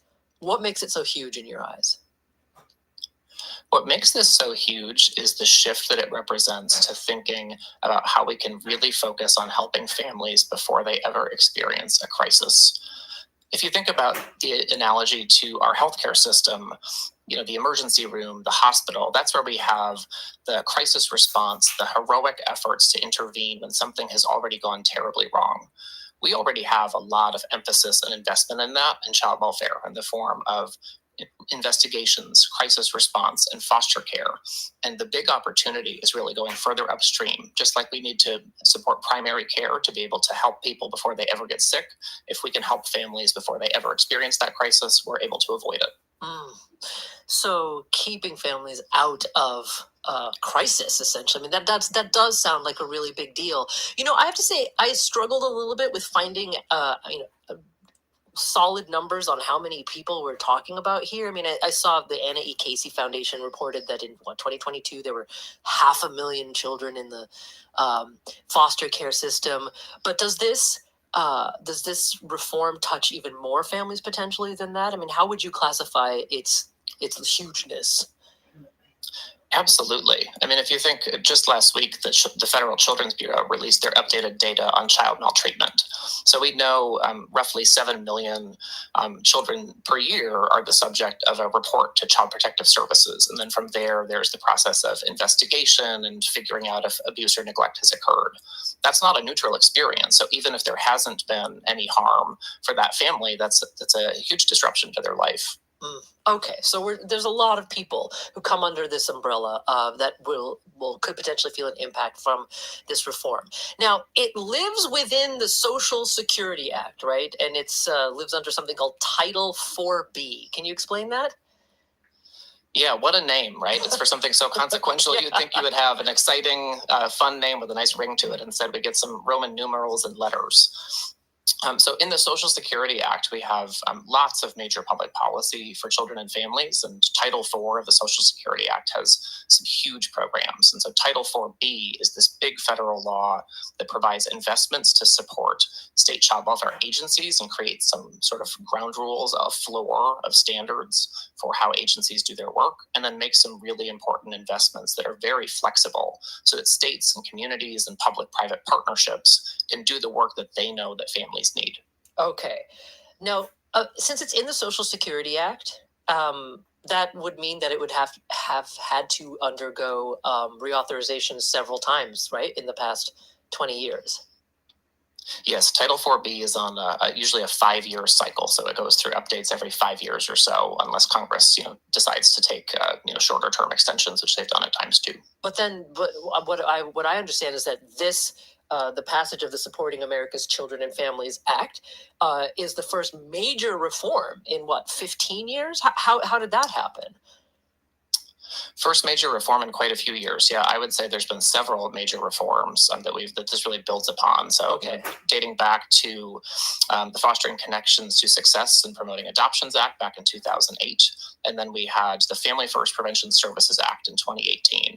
That was a really big groundbreaking shift where there was a push to say, we really need to follow what the evidence tells us. We know that investing in services to prevent unnecessary foster care is the right thing, gets good outcomes, and also is better for the taxpayer. And this really builds upon that by updating Title 4B. So Family First updated Title 4E of the Social Security Act, which is a separate set of investments primarily in foster care, but now can support some services for families when they're kind of at that front door of child welfare. So there's already a crisis happening, and it's a way to say, we can give you these services so that you can stay safely together. The promise of this bill is to say, let's go further upstream and help you before there even is a crisis. Okay, but the reform to Title 4B hadn't happened in a long time. Yeah, it's been some time since we've had this level of change, and 2 decades since we've had any new investments in Title 4B. Wow. Okay, so let's talk about the thing that seems to be like a major policy shift. We'll talk about the money in just a second. But in the past, poverty could be a reason to claim that families were neglecting their children and therefore separating them, and that will no longer be allowed under this new law? Explain It's that. incredible, isn't it? Explain it's that. incredible. So often, families are experiencing many forms of crisis, and one of those can be economic deprivation. And we know that there are major challenges with being able to figure out how to get the services and supports families need to be stable. So if you've got, for example, a child who's coming to school every day for a week wearing the same clothes, and the teacher makes a report to CPS to say, I'm worried about this child, what's going on? If there's an investigation, we find that the challenge is that the family, had their washing machine break and they can't afford to buy a new one. We shouldn't bring that child into foster care. We should get that family a new washing machine and make sure they have what they need to be able to thrive. So we've seen some states make this kind of reform, but we haven't seen this kind of clear directive from the federal government to say poverty alone is not grounds for removing a child. When you describe it the way you did, it sounds unbelievable that is a reason that children have been separated from their families, but it indeed has happened and happens. Well, and oftentimes we're talking about complex crises, right? And it's I also will say there are a lot of children who really do need that crisis intervention response, because oftentimes you might have many layers of intergenerational trauma for a family, unmet substance use disorder treatment needs for a parent, domestic violence, a whole variety of factors. And so oftentimes all those things can become entangled. In a weird way, we oftentimes talk about in child welfare, we have an underreporting problem and an overreporting problem. We are overreporting oftentimes low-income families of color who are receiving investigations at disproportionate rates to the population. And at the same time, we have almost 2,000 children a year who die from abuse or neglect. So we really need to be able to dial our system in to identify risk appropriately and intervene in the right way. And this takes a step in that direction. This takes a really critical step in that direction. Okay, so explain to me though, since so many of the touch points for the child welfare system do come through the states, as you've mentioned, regarding this new approach of poverty exclusively cannot be used as a reason to separate families. How is the federal government setting that standard? I mean, what levers are they using to get that message to the states? Yeah, so the blunt tool that the federal government often is able to use is conditioning the receipt of federal funds on meeting certain standards.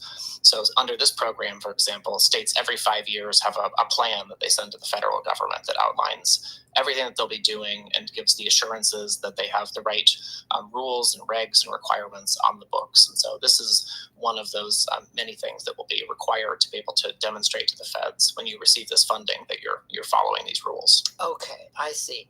So then, speaking of funding, there is $75 million more annually that comes with this bill into the federal program regarding child abuse and neglect, or combating that. That seems to be, I mean, in comparison to the defense budget, which is my favorite thing to compare everything to, it seems like literally a drop in an ocean. But how much of a difference would $75 million additional dollars make? It's a critical step forward. I mean, we're certainly in no danger of accidentally overfunding the child welfare system anytime soon in this country. But we do know that these investments will go a long way toward really helping provide states and tribes the funds that they need to be able to do this important work. And the really critical thing here is that this is a permanent increase in the funding. So going forward, even in future reauthorizations, this is now the floor below which the funding will not go. Ah, okay. Now we have about a minute before we have to take our first break, Zach. This passed with bipartisan support in Congress. And in fact, I mean, how would you describe the kind of across the aisle support that this reform received? Overwhelming. The level of bipartisan support and enthusiasm is astounding. This passed the House 405 to 10. It passed the Senate on a unanimous consent vote. Those are renaming a post office type vote levels. You would think that there was really nothing consequential happening here, and yet we have this major step forward. And it's a testament to the bipartisan leadership of so many in Congress that are doing this important work. Well, we do hope later this hour to hear from one of the representatives that was key in making this new Supporting America's Children and Families Act into law. We hope to hear from him. And later on, we're going to hear from some people who will be feeling the impact of these changes. So, Zach, hang on for just a second. There's a lot more to discuss on what's coming in. Okay, so what they were saying was it was 405 to 10 in Congress. I mean, those are some pretty big numbers.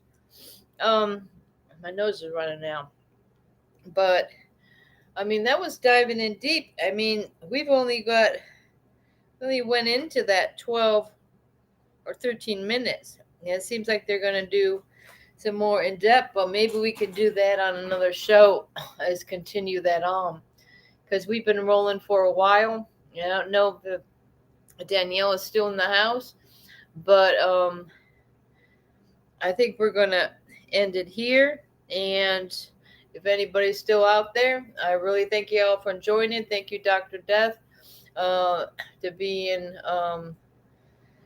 so supportive of what we're trying to do and spread the word on children being kidnapped from their biological families, being torn away from everything they known, putting into foster placements, putting them into institutions, putting them into sheriff ranches, and within these Department of Justice programs. We got to be careful with that, guys, because there's a little bit more than meets the eye when a judge that's involved with the juvenile justice.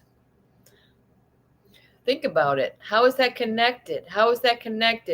Because it's again, it's abuse of a federal program. If you have the Department of Justice housing up to 28 girls in a place called Latchville Academy in Gainesville, Florida, you start to wonder is who's running this show in the Department of Justice that are allowing these kids to be abused, neglected, and treated like prisoners when they did absolutely nothing wrong.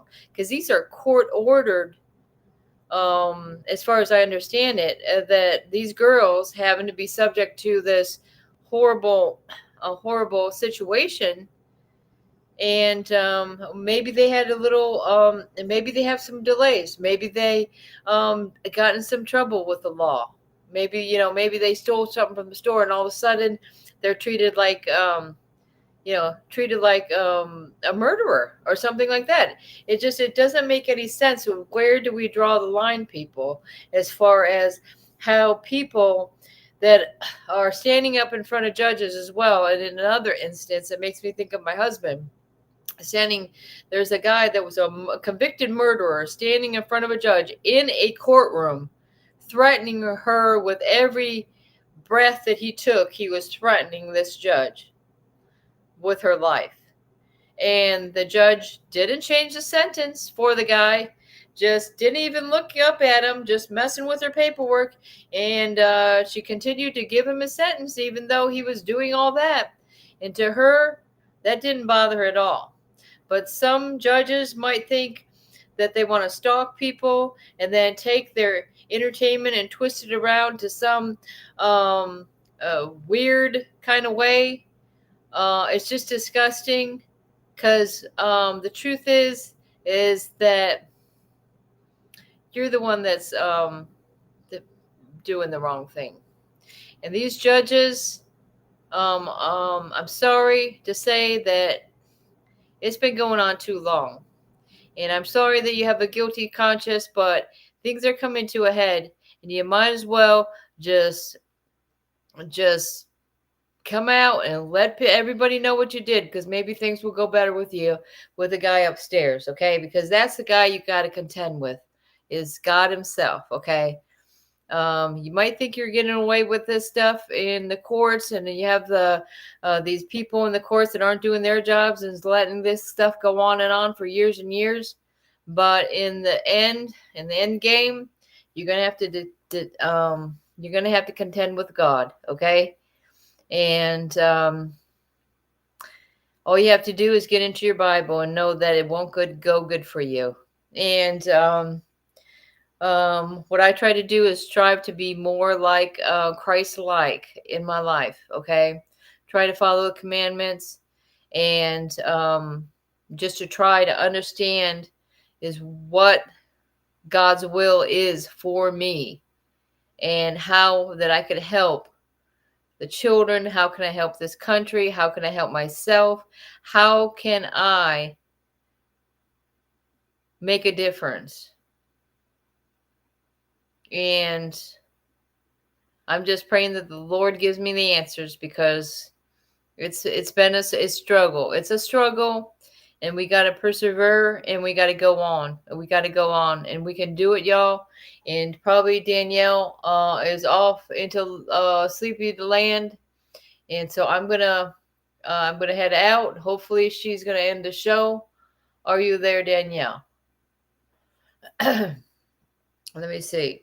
I'm going to, and like I said, we'll get back to that. Maybe I could do a late show tomorrow, and we can continue that interesting on point podcast about the new chapter in America's child welfare system that nobody seems to be talking about. But you could hear it here, and you heard it live. Coming to you from Brenda, and bringing it back, and bringing all the news as it comes in, and everything that we've got. We'll share it with you in hopes that we can, we should get the states to follow federal case law. Exactly. So that's what I think. In my opinion, Dr. Death, we get these affidavits or what it is you got together. Okay, you got your got your story. You know, this is my story. This is my song. Okay, I'm praising my Savior all the day long, all the way to the federal U.S. attorney in my state, in that county where these crimes are committed against me and my family. And I could take that right in there and go in there and say, attention, you are on notice. Okay, or no, who's got to be on notice? The lower courts are the ones that got to be on notice. But I ain't walking into my local court, because that ain't working for some people, I can tell you. But that's what I'm saying. We go. I would like to take it to the U.S. Federal attorney. That's what I like to do. I mean, you got to get above and beyond with the district attorneys of my Third Circuit in Dixie County, Florida. I mean, it's nothing but crimes. I mean, Trump needs to know about this bullshit that's going on in Third District in Dixie County, Florida. If any of y'all looked it up, 2022, they had some stuff going on. 2016, my husband tries to run for sheriff and ends up taking our kids and ruining our lives and keep throwing us in prison. Then we're over 50 years old. We had no crimes in our life, but all of a sudden, there we are, constantly being jailed, and it's still continuing to today. Why? Because they have a guilty conscience, that we're getting close to the truth of what's going on with these children.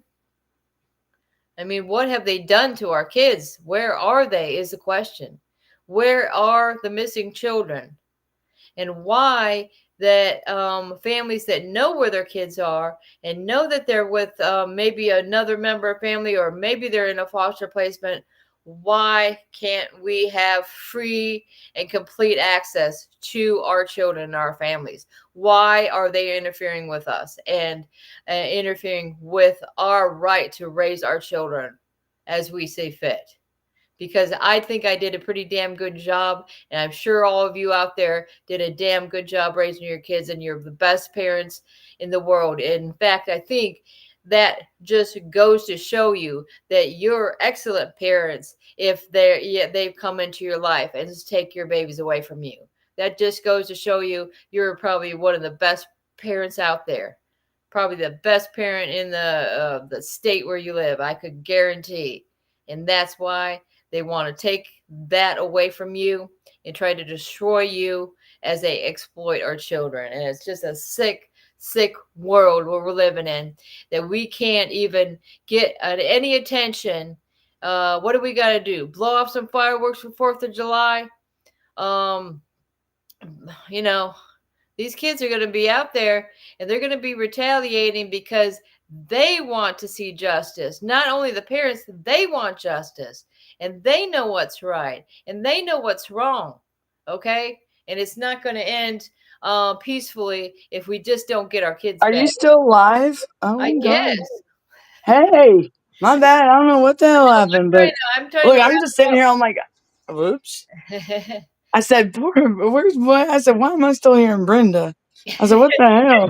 And I was looking, it said live. I said, and she just a jibber jabbering along. I said, you just goes going on. along with it? I stopped this little thing. I think we're going to continue another segment with Okay. that thing tomorrow.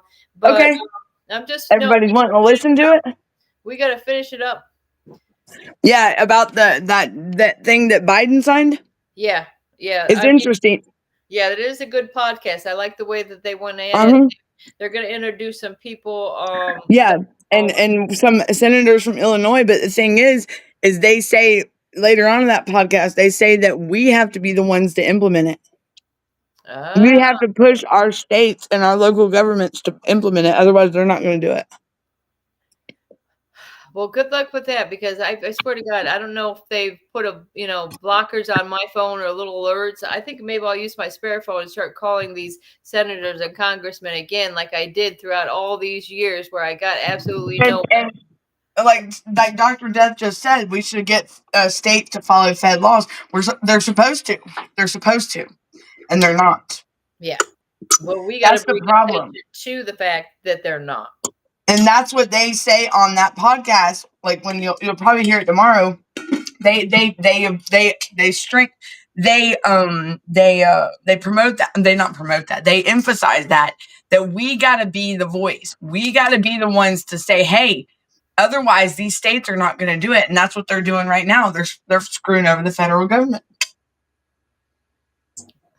And along with the families, right? The families. Yeah. And the children. I tell you. And they're not using any Vaseline whatsoever. I swear to God. Right. Good God.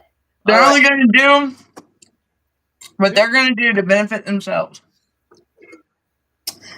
Like what we've already been going through. So if we want the change, we got to be the voice of the change. We got to be the voice of the voiceless. These kids deserve to be at home with their families, and we got to be that voice. We got to be that discipliner. We got to be that enforcer, because otherwise they're not going to do it. Right. Like I think it was it Ronald Reagan that said it. We got to be. It's like a car. It's like we're the car. No, they're the car, and we're the driver. We got to run that ship. You know what I mean? We tell them what to do.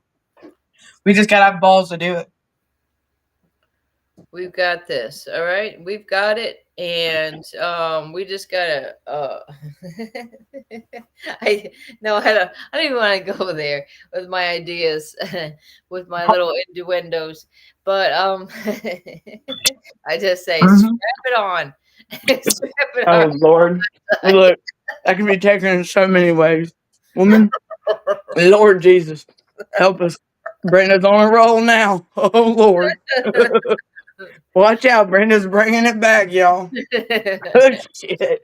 Good Lord. Y'all, we gotta get this. We gotta get this party started. We gotta do something, because eventually people free. This is what I'm afraid of. Eventually, it's gonna turn bad. You know what I mean? Eventually, they're gonna say, you know what? They ain't gonna do shit about it. They ain't doing nothing. These parents ain't doing nothing, and they're gonna start coming at us like more than ever. You know what I mean? Yeah.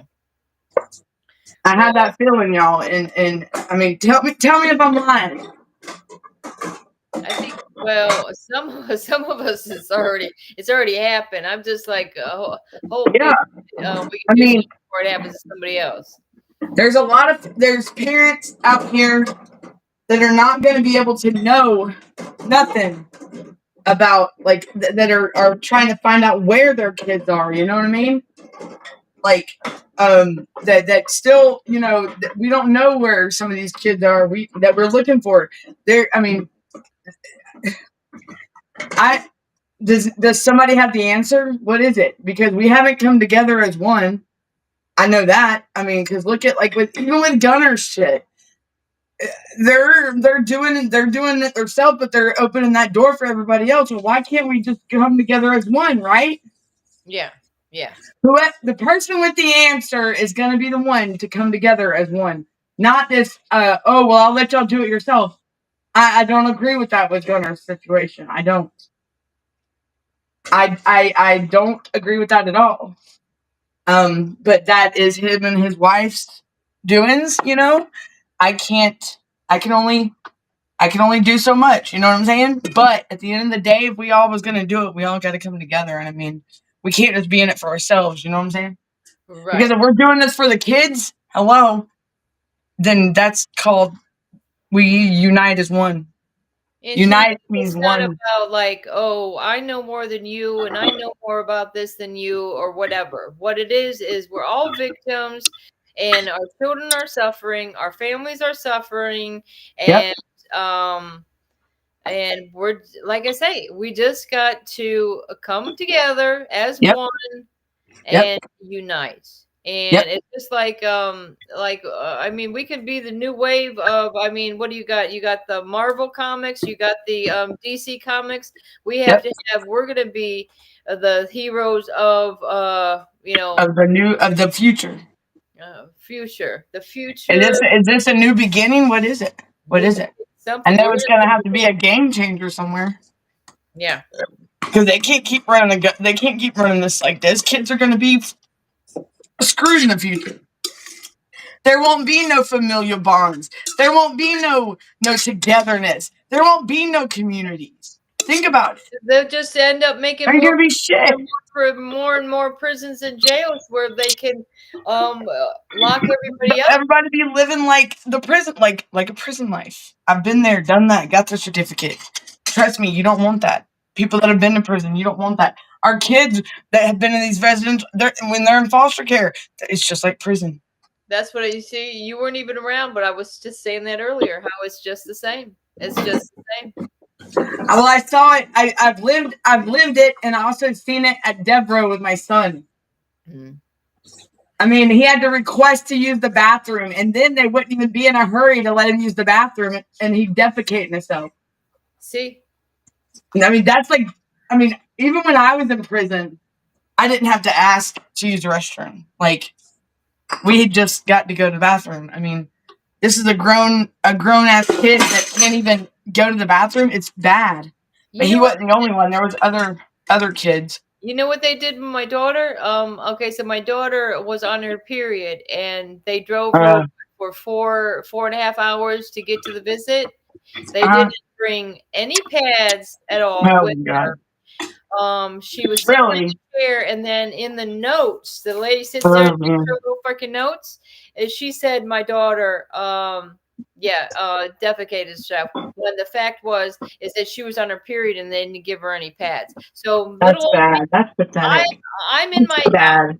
Everything for my kids. On every visit, I bring pads for Sage because I know she's not going to have them. I bring healthy snacks, everything. Yep. I was the only one that made home cooked meals for my kids. Is what the lady from the Children's Home Society said. She said, "I never seen anybody be better parents than you and Chris were to your kids." And she couldn't understand why they were putting us through this bullshit. I mean, that's like with my son. People can't believe that they sent him 4 states away.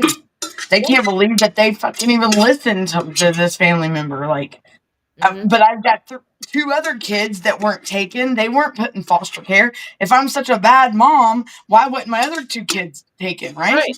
And that's what I that's what I thought that they were supposed to do. I have a whole new generation of kids. When we had children when we were young, and I successfully parented them. Well, how do you think that would have changed within a few years? How do you think that I can't take care of my kids now? Right. It doesn't make any sense. I'm sorry. Parenting doesn't come with an instruction manual. Neither does life. They need to get their shit straight out of that. Yep. Parenting does not come with an instruction manual. It's not like you can go to Walmart and get a refund, whenever you want to. No, it don't work like that. It's called you buck it up and you suck it up and you be a mom or dad, you want to, we brought those kids in this world. Why in the hell would we want to put them at risk, Yeah, exactly. Why the hell would you want to sit there and put your child at risk? I wouldn't want to. Mm-mm. In fact, we did we're what you I call want nothing but the best for my kid. we were overprotective. Oh yeah, my mom was too. Trust me. And here I am. I'm living it right now. I'm very protective of my youngins, even though I'm not around. Right. I mean, I'm around, but even though I'll be from the sideline, I don't care. I'm their biggest cheerleader. I was the loudest one at my daughter's graduation, and I got in trouble. Look, as soon as my aunt seen me, boy, it was over. Look, she said, "You," and my aunt did him. Phew, I was gone. Gotta go, but at least I got to see my daughter graduate. Oh yeah, I was like that little rascal on the Tasmanian Devil or something. Phew, little You the were red out runner. of there like a hurricane. Like, yo, yeah, beep, beep, beep, beep. You know, I was gone. Yeah. Oh my gosh, that's hot. Woo. I finally got done with my spaghetti. All right, yeah. Now you eat your spaghetti, and I'm gonna do some work tonight on some things I need to get together for my husband's stuff. All right. So thanks for throwing. Sounds good, and we'll end the show, and everybody, y'all have a good night, and we will continue this on tomorrow. Be on the lookout for the notifications, y'all, and y'all have a good evening. We love you, and just keep your head up and stay strong and keep up the fight, y'all, because we ain't backing down. Dr. Des, you need to reach out. You're more than welcome to. I'm gonna feed my brother and feed Daryl, and everyone have a good. And Brenda, I send you some airmail, but the pigeons aren't. Well, she took off. Okay, well, she don't get enough spaghetti either. Then I'm just kidding. But y'all have a good night, and I will see y'all later on today, sometime. And I wish y'all a good afternoon, and I will see y'all soon. Happy Sunday. Wait, today's not Sunday. What is today? Happy Friday. Did I really say Sunday? Wow. Happy Friday. And we're going to get this party rocking. Love y'all.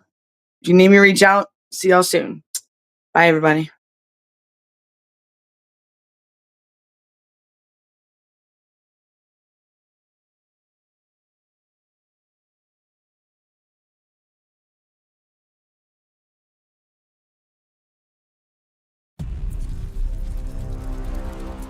I'm just your average parent trying to do right by my kids.